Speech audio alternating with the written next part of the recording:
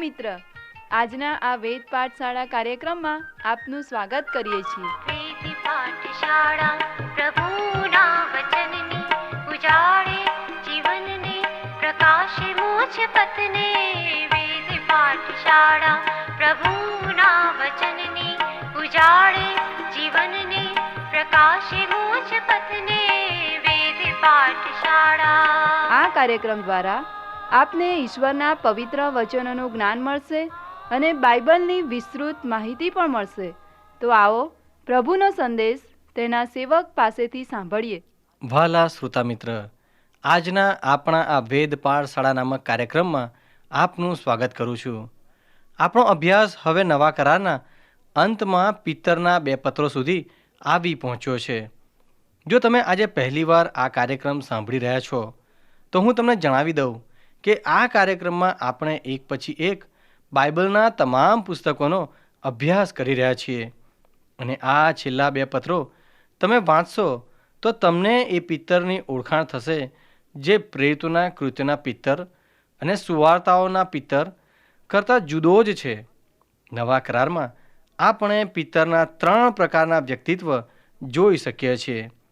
સૌથી પહેલાં આપણે જે પિત્તરને મળીએ છીએ એ તો સુવાર્તાઓનો પિત્તર છે. તે જ્યારે પ્રભુ ઈસુને મળ્યો ત્યારે તેનું નામ સિમોન હતું.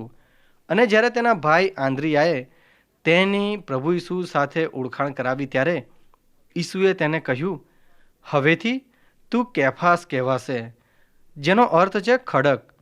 એ તો સ્થિરતાનું પ્રતીક છે મિત્ર. અને એ સમયે તમે આ સિમોનનું જીવન જુઓ તો એ તો ખૂબ જ અસ્થિર હતું. પણ પ્રભુ ઈસુ કહે છે, હું તને સ્થિર માણસ કહેવાનો છું. 3 વર્ષ સુધી તેઓએ પિત્તરને ખડક કહ્યો. અને પ્રેરિતોના કૃત્યના પુસ્તકમાં આપણે વાંચીએ છીએ કે એ સિમોન ખરેખર ખડક બન્યો. સુવાર્તાના પિત્તરના જીવનમાં આપણને ઘણા ઉતાર ચઢાણ જોવા મળે છે. અને એ તો માનવીય સ્વભાવ પ્રમાણે છે. તે ઘણીવાર પ્રભુ ઈસુને ઘણી બધી બાબતો માટે સલાહ આપે છે. ચારેય સુવાર્તાઓમાં પ્રભુ ઈસુ અને પિત્તર વચ્ચે બહુ રસપ્રદ વાર્તાલાપ વાંચવા મળે છે. આ વાર્તાલાપમાં ક્યારેક તો પ્રભુ ઈસુ તેને સિમોન કહે છે અને ક્યારેક પિત્તર કહે છે. અને જો તમે ધ્યાનથી વાંચશો તો જણાશે કે જ્યારે તે કોઈ ભૂલ કરે છે ત્યારે પ્રભુ ઈસુ ખ્રિસ્ત તેને સિમોન કહે છે. અને જ્યારે તે બરાબર કાર્ય કરે છે ત્યારે તેને પિત્તર કહેવામાં આવે છે. પ્રભુ ઈસુ આ અસ્થિર સિમોનને પિત્તર કહેતા રહે છે ત્યાં સુધી કે તે ખ્રિસ્તની મંડળીનો મહાન આગેવાન ખડક બની જાય છે. આ વાર્તાલાપમાં કંઈક નાટકીય પ્રબળ વાતો દેખાય છે. આપણે એમાંથી ઘણી બાબતો શીખી શકીએ છીએ. દાખલા તરીકે જ્યારે આંદ્રિયા પિત્તરની પ્રભુ ઈસુ ખ્રિસ્ત સાથે ઓળખાણ કરાવે છે ત્યારે પ્રભુ ઈસુ આ સિમોન કે જે માછલી પકડી શક્યો નહોતો તેને માણસોનો પકડનાર બનાવવા માંગે છે. હવે 3 વર્ષમાં તમે આવું સી રીતે કરી શકો? અને આ તો લૂક અનુસાર શુભ સંદેશના 5મા અધ્યાયમાં જોવા મળે છે.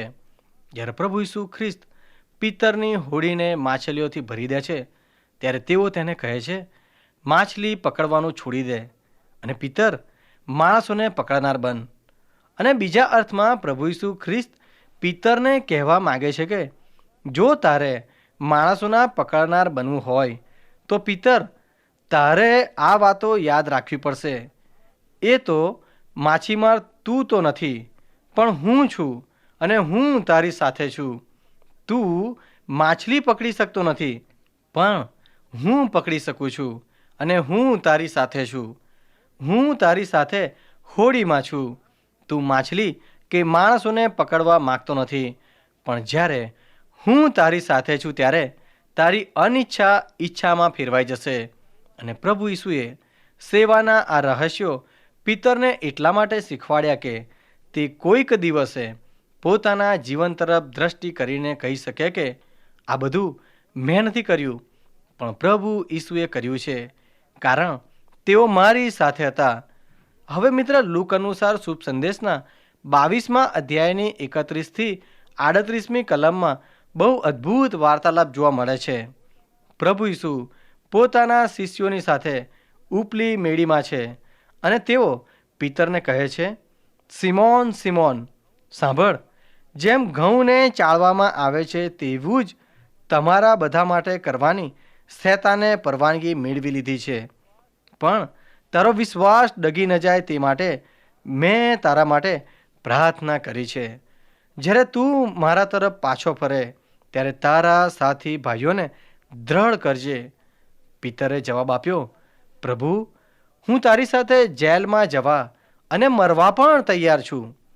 ઈસુએ જવાબ આપ્યો, પિતર, હું તને કહું છું કે તું મને ઓળખતો નથી. એવું કૂકડો બોલે તે પહેલાં તું 3 વાર મારો નકાર કરીશ.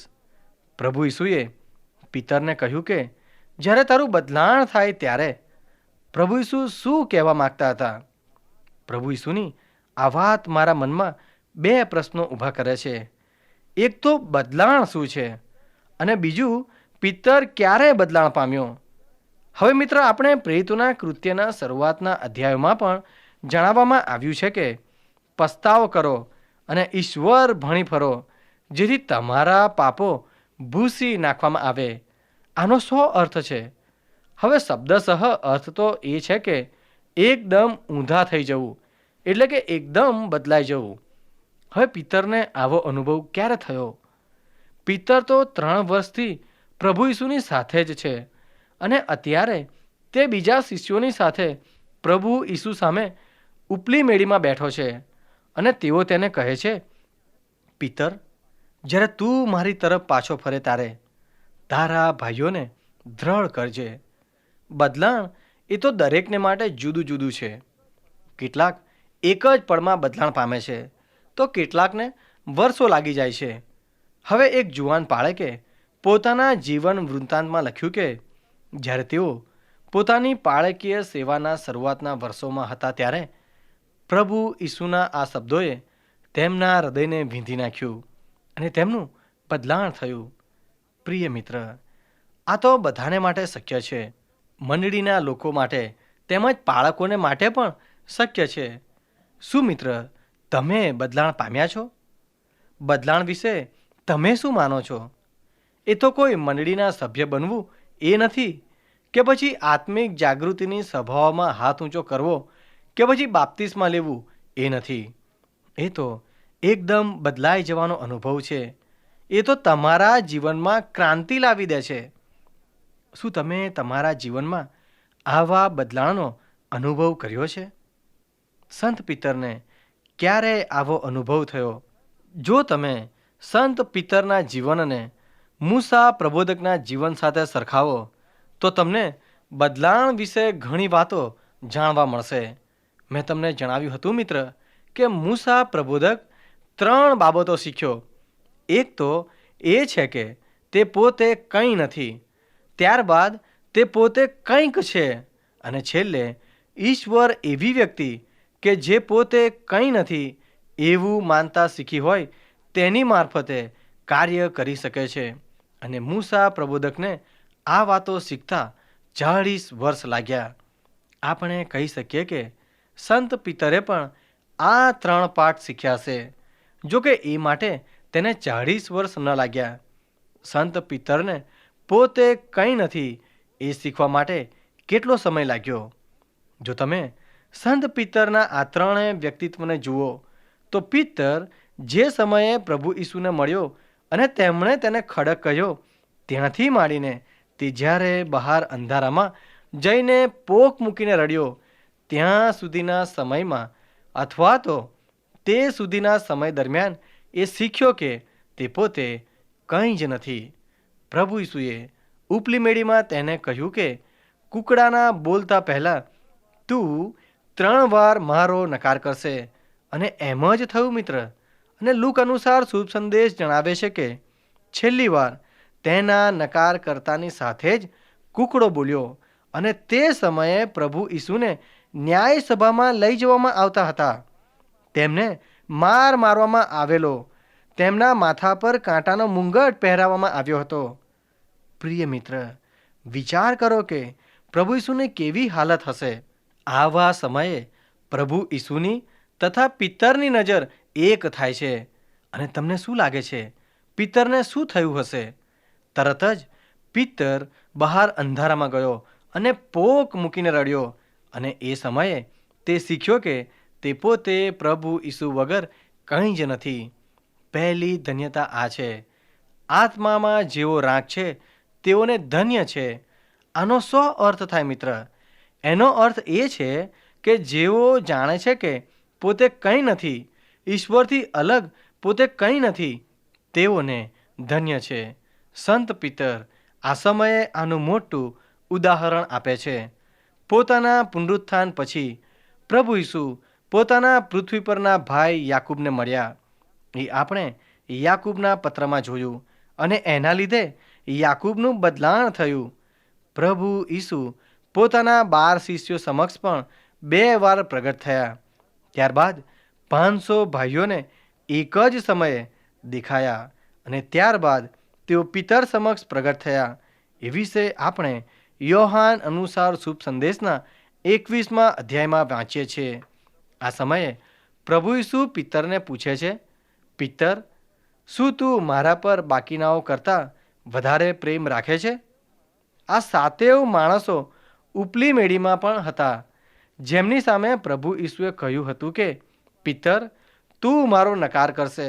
અને પિત્તરે કહ્યું કે એવું કદી નહીં બને. અને આજે એ જ 7 માણસોની સામે પ્રભુ ઈસુ તેને કહે છે, શું તું આ લોકોના કરતાં વધુ પ્રેમ રાખે છે? પ્રભુ ઈસુ અહીં પ્રેમના સર્વોચ્ચ પ્રકારનો ઉલ્લેખ કરે છે, જેમાં સંપૂર્ણ સ્વાર પણ સમાયેલું છે. પણ સંત પિત્તરના જવાબમાં મૈત્રીભર્યા પ્રેમનો ઉલ્લેખ છે. હવે તે ઘમંડ કરતો નથી, કારણ તે ભાંગી પડ્યો છે. અને જ્યારે તે આમ કરે છે ત્યારે પ્રભુ ઈસુ બહુ સુંદર વાત જણાવે છે. તેઓ કહે છે, મારા ઘેટાને ચરાવ. પ્રભુ ઈસુ કહેવા માગે છે કે મને તારા જેવા માણસની જરૂર છે, કે જે નિષ્ફળતા શું છે એ જાણતો હોય. મને એવા માણસની જરૂર નથી જે મારા ઘેટા પાસે મોટી મોટી આશાઓ રાખે. પિત્તર જ્યારે પોતાની નિષ્ફળતા કબૂલે છે ત્યારે પ્રભુ ઈસુ તેને કહે છે, મારા ઘેટાને ચરાવ. ત્યારબાદ બીજી વાર તેઓ તેને પૂછે છે, પિત્તર, શું તું મારા પર પ્રેમ રાખે છે? પિત્તર ફરીથી જવાબ આપે છે, હું તારા પર મૈત્રી ભર્યો પ્રેમ રાખું છું. અને પ્રભુ ઈસુ તેને કહે છે, મારા ઘેટાને પાળ. પિત્તરનું બદલાણ ક્યારે થયું? શું એ બદલાણ પામ્યો તો? અને સૌથી અગત્યની બાબત એ છે કે શું તમે બદલાણ પામ્યા છો? પિત્તરનું હૃદય પરિવર્તન ક્યારે થયું હતું? જેમ જેમ તમે પિત્તર અને ઈસુ વચ્ચેના સંવાદનું નિરીક્ષણ કરતા જશો, તેમ તેમ તમે એ નિષ્કર્ષ પર પહોંચતા જશો કે પિત્તરના આખા જીવન દરમિયાન હૃદય પરિવર્તનનો આ અનુભવ સતત તેના જીવનમાં જારી રહ્યો હતો.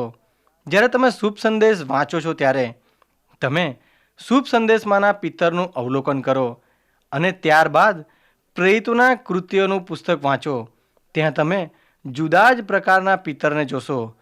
અહીં તમારી જાતને પ્રશ્ન કરો કે પ્રભુ ઈસુ પિત્તરને તેમના સંબંધોના દરેક પ્રસંગે શું કહેવાનો પ્રયત્ન કરતા હતા. દાખલા તરીકે ઉપલી મેળીમાં ઈસુ શિષ્યોના પગ ધોતા હતા, અને જ્યારે પિત્તરના પગ ધોવાની શરૂઆત કરી ત્યારે ત્યાં શું બન્યું એ શું તમને યાદ છે મિત્ર? પિત્તરે પૂછ્યું હતું, પ્રભુ, શું તું મારા પગ ધોશે? જોકે આ સવાલનો જવાબ તો દેખીતો જ હતો, છતાં પ્રભુએ ખૂબ જ નમ્રતાથી પિત્તરને કહ્યું, પિત્તર, હું જે કરું છું તે તું અત્યારે સમજી શકશે નહીં, પણ થોડા સમય પછી તું એને સમજી શકીશ. પિત્તરને કહેલા ઈસુના આ રહસ્યમય શબ્દોએ ત્યારે પિત્તરના જીવનમાં ભારે ઉથલ પાથલ મચાવી દીધી. કદાચ પિત્તર ભયભીત થઈ ગયો હતો. એ રાત્રિ પૂરી થાય એ પહેલાં પિત્તરે 3 વખત ઈસુનો નકાર કર્યો. એ આપણને બતાવે છે કે પિત્તરના હૃદયમાં કેવું ભારે આત્મિક તોફાન ચાલી રહ્યું હતું.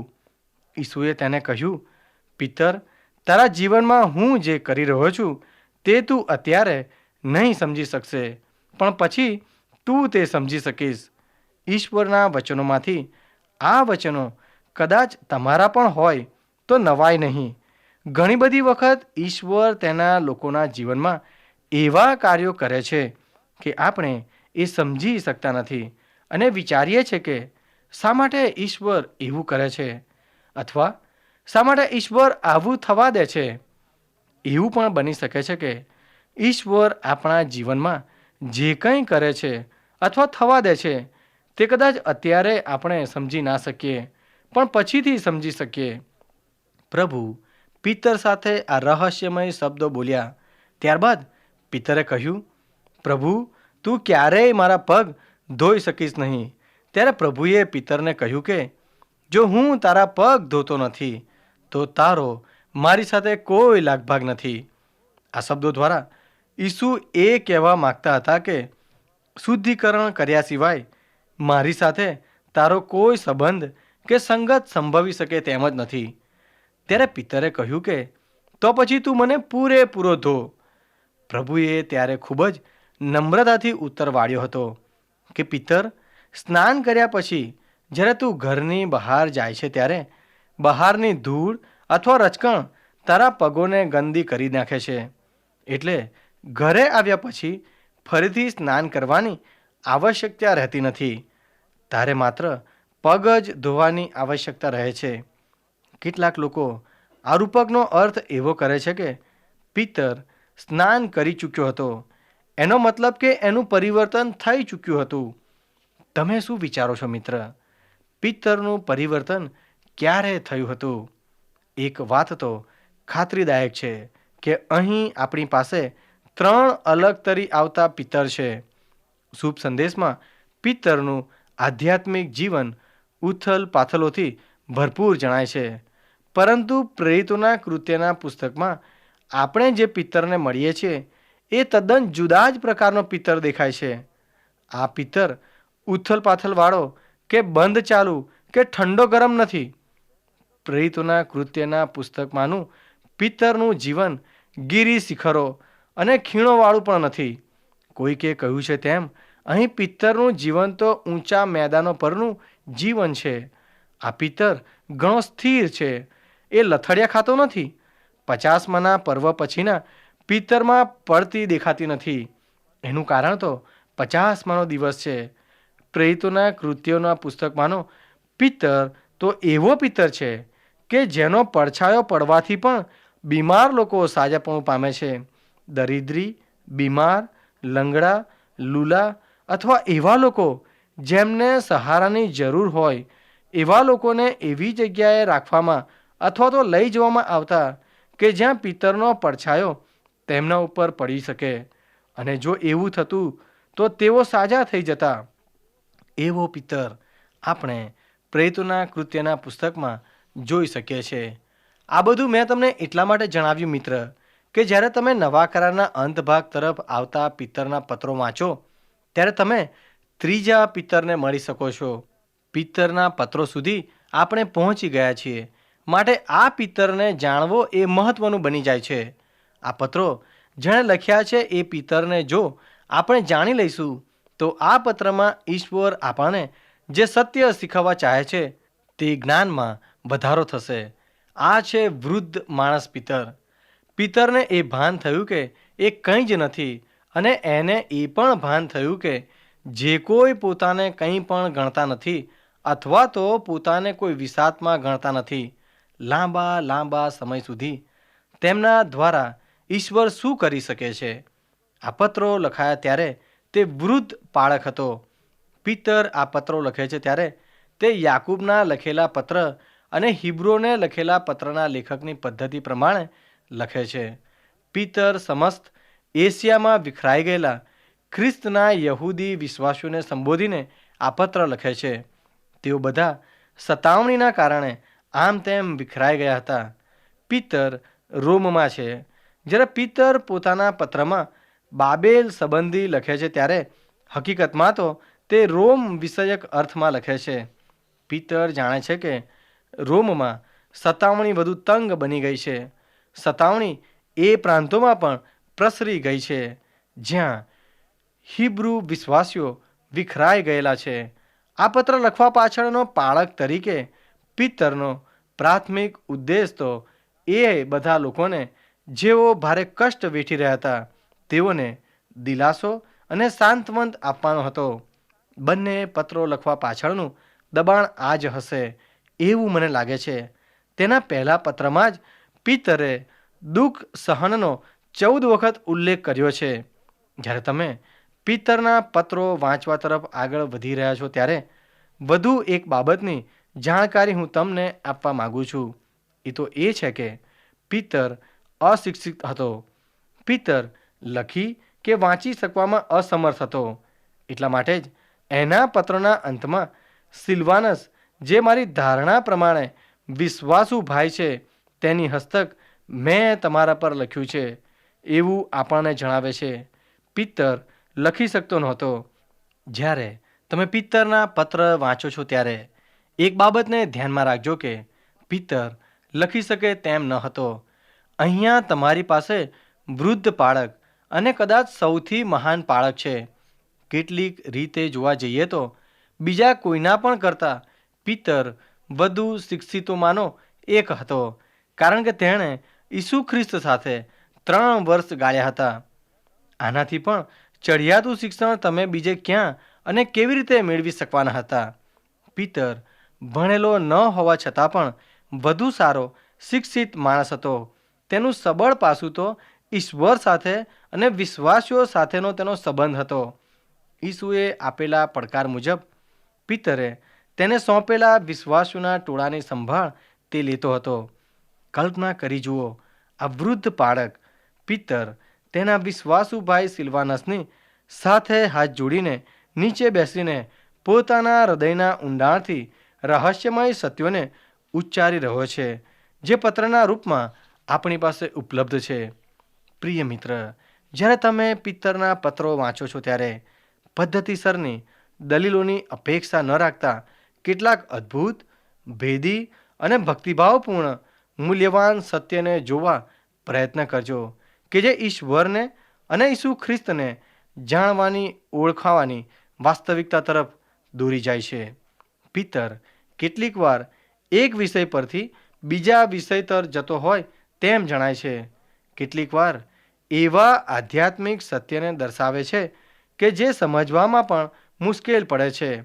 તેના બીજા પત્રના અંતમાં પિતર કહે છે, આપણા વહાલા ભાઈ પાઉલે તેના પત્રોમાં કેટલીક એવી વાતો આપણને લખી છે જે સમજવાને અઘરી છે, અને કેટલાયક ભાઈઓ પોતાના આધ્યાત્મિક નાશને સારું તેનો મારી મચડીને અવળો અર્થ કરે છે.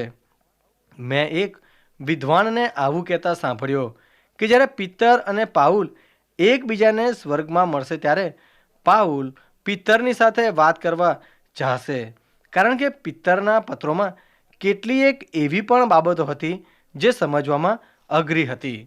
પ્રિય મિત્ર, સંત પાઉલ એ વિશ્વાસનો પ્રેરિત છે, યોહાન પ્રેમનો પ્રેરિત છે, પણ સંત પિતર એ આશાનો પ્રેરિત છે. પિતર એવા લોકોની અંદર આશા જગાવે છે કે જેઓ દુઃખ સહન કરે છે. બીજા એક શબ્દનો પિતર વારંવાર ઉલ્લેખ કરે છે, તે તો મૂલ્યવાન શબ્દ છે. પિતરના માટે સઘળું મૂલ્યવાન છે. પિતર તેના પત્રોમાં 7 મૂલ્યવાન બાબતોનો ઉલ્લેખ કરે છે. જ્યારે તમે પિતરના પત્રો વાંચો છો ત્યારે જો તમે એ 7 બાબતોને શોધી શકતા હો તો તે જોવાનો પ્રયત્ન કરજો કે જે પિતરની નજરમાં મૂલ્યવાન હતી.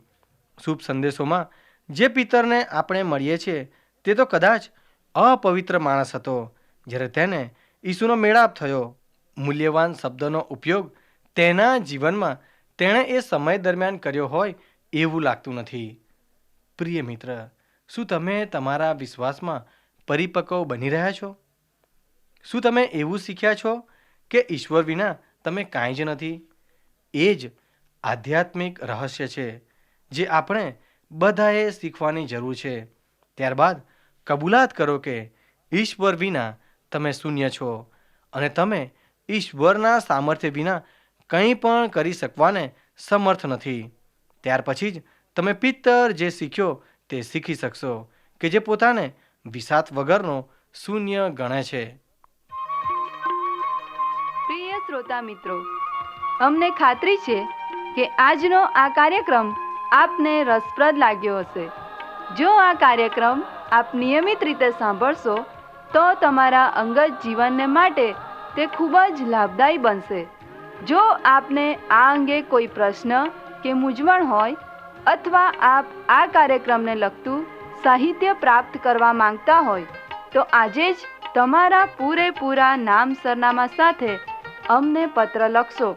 અમારું સરનામું છે કાર્યક્રમ Ved Pathshala, post box number 713, EN post, Faridabad, pincode number 121007, Haryana. ધન્યવાદ.